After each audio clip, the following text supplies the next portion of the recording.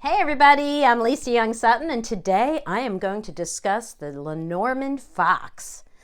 Oh, that sneaky fox. He is so crafty that he's become one of the most talked about cards of this deck. The card's core energy is negative, and its core function is to indicate a need for caution as something isn't quite right. He generally shows up to tell you to look over your shoulder and not take things at face value. When you see this card, consider words and phrases such as phony, shady, rule breaker, backstabber, manipulator, misinformation, misrepresentation. That's a good one. Doing whatever it takes to survive, which generally involves throwing others under the bus. Something is masked. Someone's trying to take advantage of you, acting out of self-interest, lurking, stalking, ulterior motives, sneaking, or avoidance. It often represents deliberate wrong information intended to fool you. Now, looking at the cards on the table, we can see that most cards just show a fox, right? And occasionally, the only card I've ever seen that uses a white fox. The Kitsch Lenormand, I love this one because this guy is supposed to be a fox, right? Like he's a real fox. He's got like this brothel looking wallpaper. He's got foxes. He's got the black leather couch. He's holding a beer, right? He's like, come into my parlor, little girl. I won't hurt you. All right, anyway. Let's see, Erna. Erna's verse card. The fox, cunning and crafty, says, cautious you must be. Do not so carelessly trust whomever is in your vicinity. Very true. Caution, caution. This one is interesting, the fairy tale Lenormand, because that, I don't know if that's supposed to be Reynard the Fox, but to me it looks like Robin Hood. And that kind of goes along with the idea that the original Reynard the Fox fables were being rewritten later to try to portray the fox as the working man's hero rather than the original con artist, excuse me, that the original fables made him out to be. So that might have something to do with that. Let's see what else. Oh, here, the fairy tale Lenormand the Fox should be kept far away. If close, he will deceive. Very true. And what else? What else? Oh, that's the Burning Serpent Oracle, right? Rachel Pollack and Robert Place, and they have some good keywords for their fox in their little white book. Deceit, trickery, con artist. I can't say that, my gosh. Intrigue, the sociopath in the office.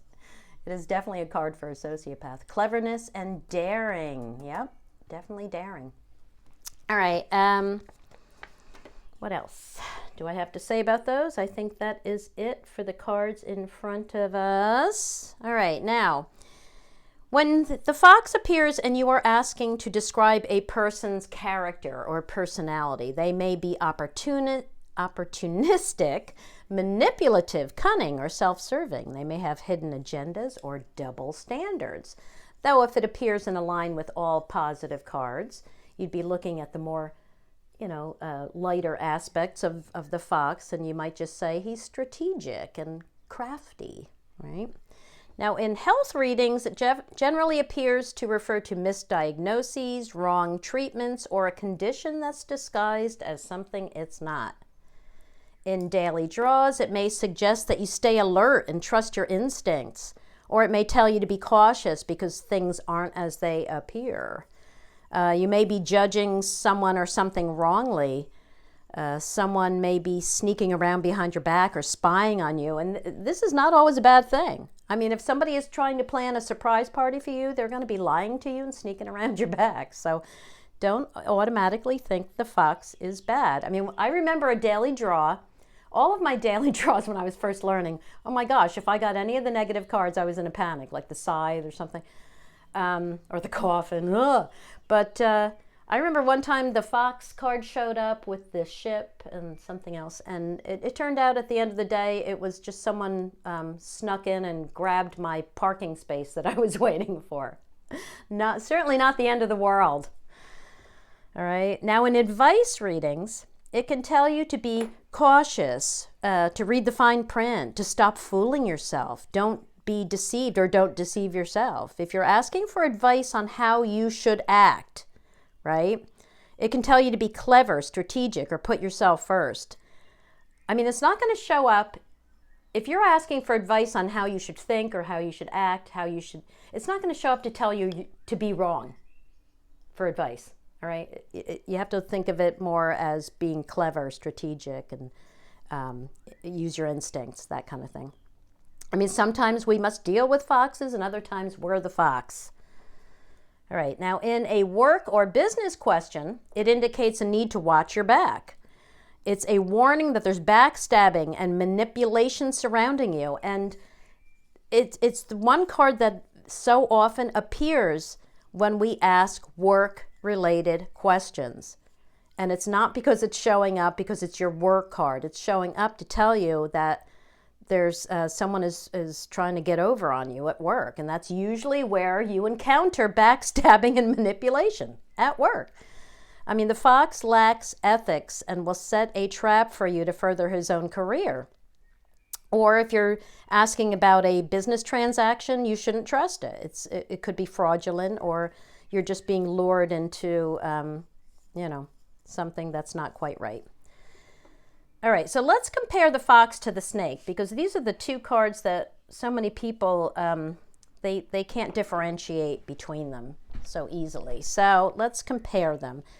The snake complicates things or bends the rules, and its strike is unexpected, right?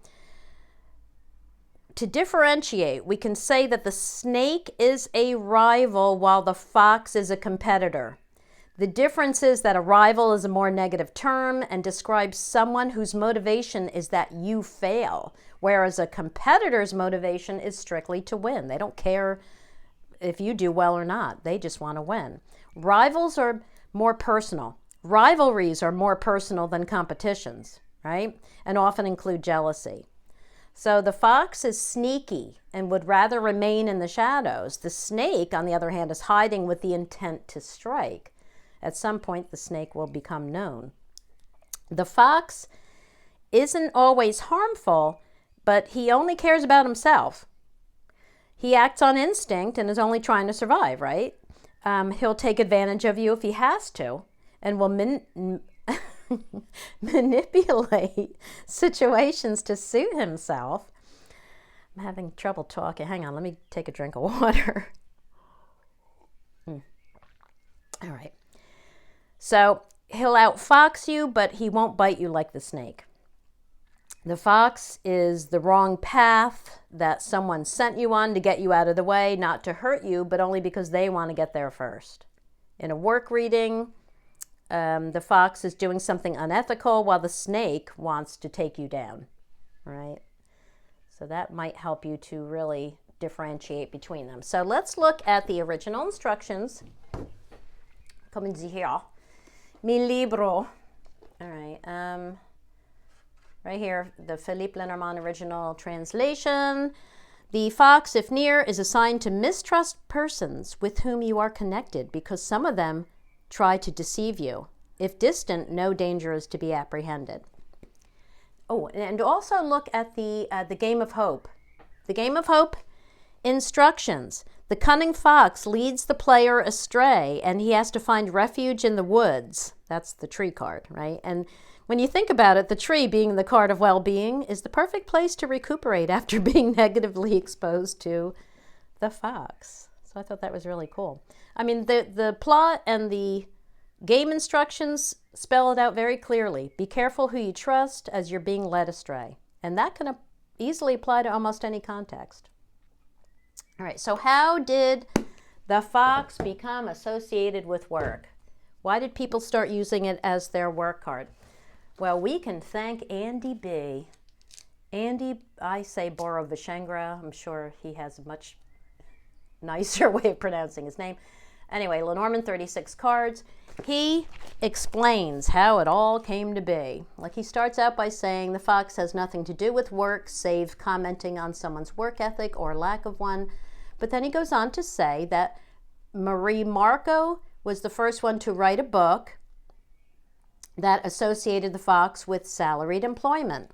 All right, and he says all books published in French after it followed her lead. The Reynard the Fox fables were being revised at that time to show the fox as the working man's hero rather than the trickster or con artist that the original fables implied. So what we can say, though, is that considering the card's core meaning of wrongness, you can see that this might be a logical choice for people who feel they have the wrong job, or especially young people who just have a crappy job and they're just trying to survive, but like while they get through college or something, and it has nothing to do with their intended career, and I can see that association there. But because the original instructions only mention mistrust, deceit, and danger for this card, no matter how much you dislike your job, the core function really isn't in alignment with the idea of jobs or careers in general. Now, the Anchor, on the other hand, is the card of stability, dependability, security, consistency, and things that ground us in life. And that certainly describes why we work. And to my way of thinking, that is the most logical choice for your dedicated life area card for work.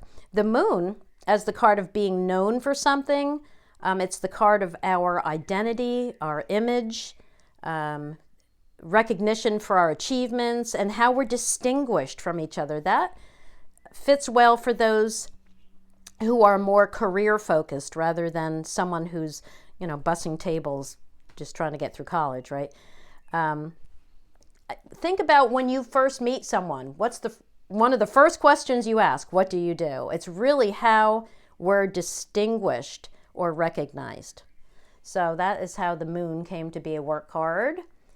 So is there a problem with using the fox as your work card? Not if it makes sense to you. And I always say that. If the cards have to just naturally make sense with your way of thinking in order to be used as an oracle, right? But the biggest problem I see in grand tableaus is that you're eliminating the possibility of the fox showing up near your work card to warn you that you're being taken advantage of at work. Now, you do still have the snake, which is similar enough to get the general idea across, but if you listen again to the comparisons I just made between the snake and the fox, those differences may be crucial to the interpretation. Now, in small spreads, the problems I've seen with beginners is that when the fox appears in a line for their dailies, or if they just have a vague question, because beginners aren't great with questions yet, and they typically ask what will happen today, right?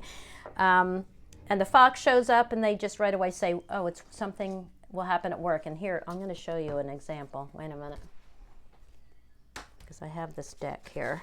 I have my Lilac Dundorf out. So, all right, what if a newbie lays some cards and they're asking what will happen today? And they get something like this. Here, let me zoom. Right? Well, they say, okay, that's my work card. And ooh, that's something pleasant. That's an attractive offer that will be communicated to me, right? Oh, I'm going to get something great is going to happen at work today.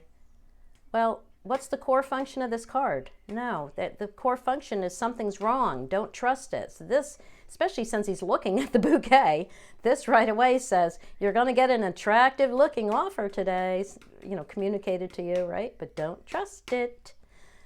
Now change up with what if the Anchor is their work card, right? Now that, as you can see, even if that for their daily had nothing to do with work, whether it does or doesn't, the meaning is going to be pretty darn similar, right? You're going to reach a goal. You're going to have a stable day with an attractive offer communicated to you, something like that. You know what I'm saying? And it could be at work because that's your work card. So they're not at odds with each other. So that's my only point with that. And these are things that only experience will teach you, because so many people start out with the fox as their work card and eventually they switch. They usually switch to the Anchor. Okay, so now, you know what? I'd also like to mention that when you are laying a work spread, right? A spread just about work, and you are using the cards descriptively, like when you're asking, oh, you just met somebody and you want to know what do they do for a living, and you're asking the cards to describe like what they do for a living, or you're asking the cards to describe what your next job might be, and you're using the cards descriptively. The fox could logically say, right, that they have a job right now just to survive, like if you're asking about somebody else's job, or it could describe detective work. The moon could describe a dream career or photography, right? The moon is about images.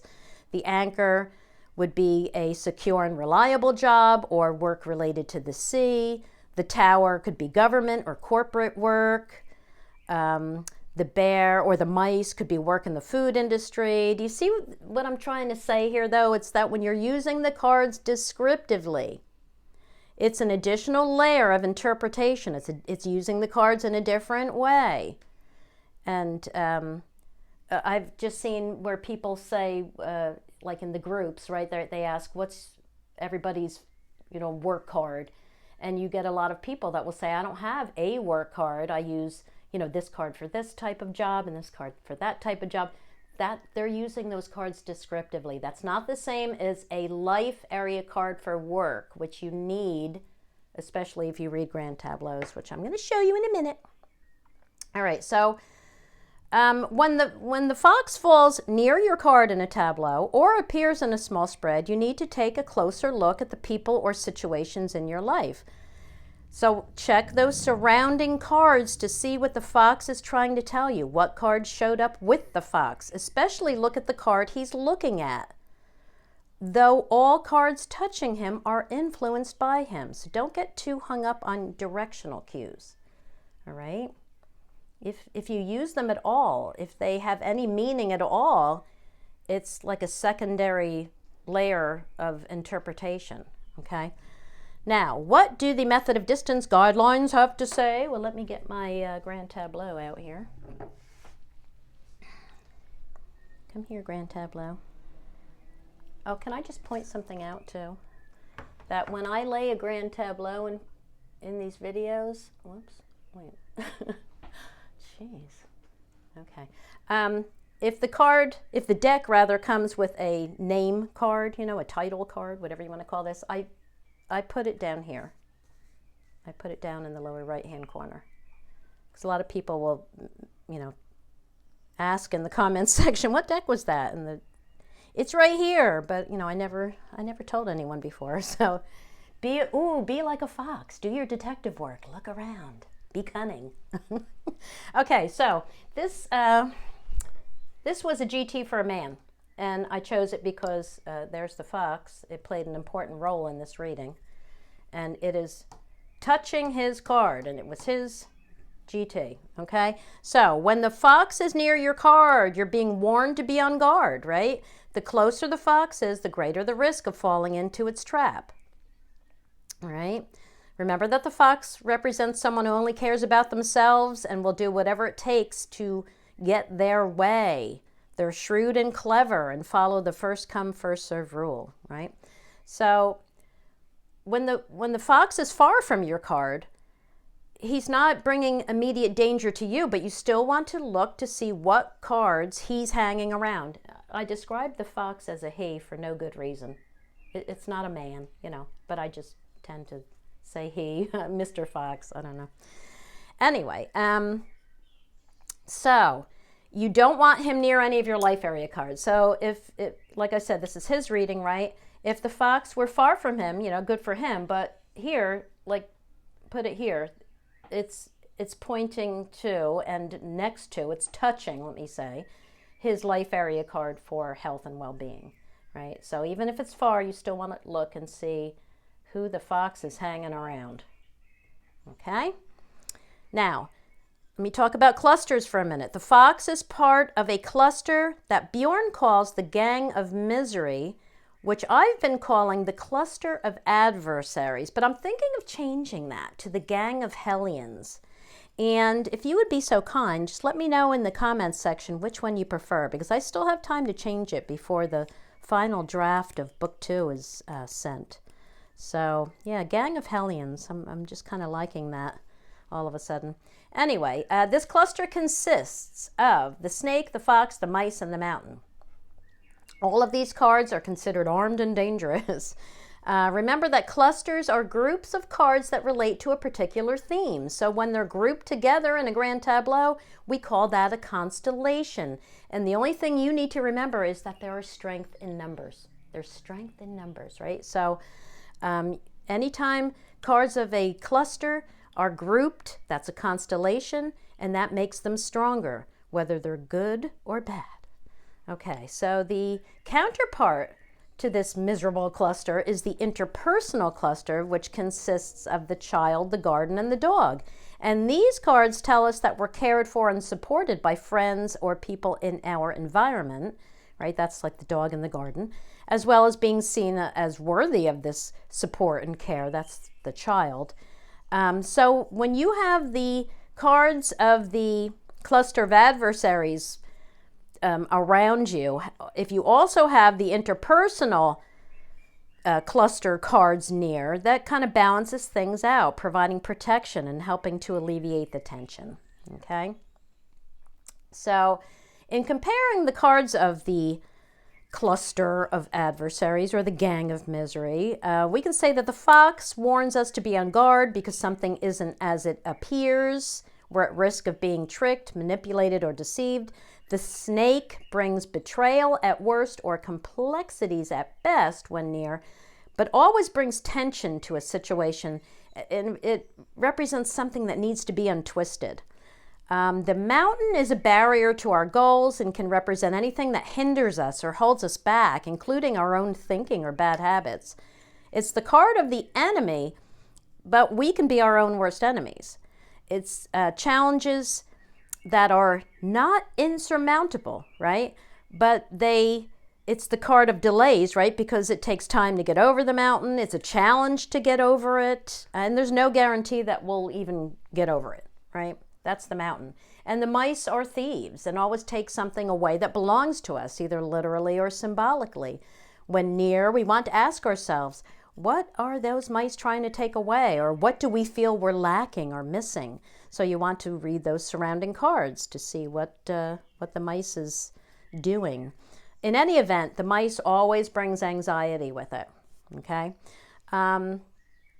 So lastly, let's look and see what the fox is saying in this GT, because one of the most common questions I get is who doesn't trust who, or who's being manipulated and who's the manipulator, right? But now think about what I just said. The fox near your card tells you not to trust someone around you or a situation you're dealing with, which will be explained by the surrounding cards, right? Or the context in question and surrounding cards in a small spread. But in this GT, well, okay, I just mentioned a small spread. So like, what if you laid a line of 3 or 5 for my new people who are not up to GTs yet? You just laid a line of 3 or 5 cards asking how someone feels about you. Your question is, how does he feel about me? And the fox shows up. And right away they say, oh, I shouldn't trust him. You didn't ask that. You asked, how does he feel about you? If the fox shows up, it says he does not trust you. Okay? That's how he feels about you. All right? So let's get back to this GT. In this GT, the fox is touching the seeker to warn him of some sort of wrongness. Here we can see that he's dealing with deceit, lies, or manipulation related to his heart, okay? And related to his loyalties. There's the dog, the heart, there's the heart, right? And what does this, what cards connect him to the partner card? Because this was about a couple. The fox and the ways are connecting him to the partner card. All right. So is this telling him that she doesn't trust him, or is this telling him not to trust her? The fox is touching him. It's warning him. So he should not trust her. Okay. Or doesn't trust her. Now, if this were her reading, The fox is far from her, so it's not warning her, but it's connecting her to him. So we could say here that she doesn't trust him, probably unfairly, because it's wrong. It's far. It's far from her. Okay? Whoo! That's it for the fox, my friends. Thanks for watching, and I've got the tower video coming up next. So now go play with your cards. Bye, everybody.